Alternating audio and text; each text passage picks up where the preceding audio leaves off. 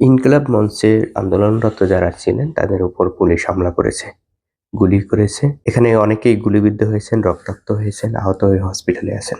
আচ্ছা, এই সরকারের কাছ থেকে কি আমরা এই ধরনের আচরণ কখনো প্রত্যাশা করেছিলাম? করিনি। এই হাদি হত্যার বিচার তো এই সরকারের টপ প্রায়োরিটি থাকার কথা। এই সরকার নিজেও তো বলেছে যে তাদের যে সময় আছে তার মধ্যেই তারা হাদি হত্যার বিচার করবে, কিন্তু এখনো পর্যন্ত তারা অভিযোগপত্রই দাখিল করতে পারেনি। চার্জশিটের সময় 5 বার পরিবর্তন করা হয়েছে।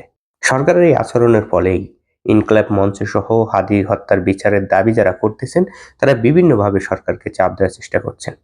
এরকমই কয়েকজন লোক শুধুমাত্র যমুনার সামনে গিয়ে বসেছে, তাদেরকে সরানোর জন্য সেখানে গুলি করেছে এই ইউনূসের পুলিশ। এই ডক্টর ইউনূস কাকে বাঁচাইতে যাচ্ছে? তিনি কি বুঝেন নাই যে এদেরকে গুলি করে আন্দোলন দমানো যায় না, এদেরকে গুলি করে সরানো যায় না? তিনি কি পুলিশের সেই বক্তব্য ভুলে গেছেন?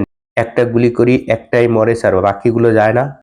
আমরা হাসিনার পতনের পরে বিপ্লবোত্তর বাংলাদেশে কোনো পাপের সরকার চাইনি যে শুধু শুধু বসে বসে সবকিছু দেখবে।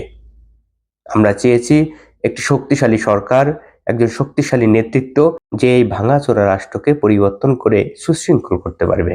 কিন্তু ডক্টর ইউনূস সেগুলো কিছু তো করেইনি, বরঞ্চ আমরা যারা হাদি হত্যার বিচারের দাবিতে আন্দোলন করতেছি তাদেরকে গুলি করে, রক্তাক্ত করে, আহত করে হসপিটালে পাঠিয়েছে।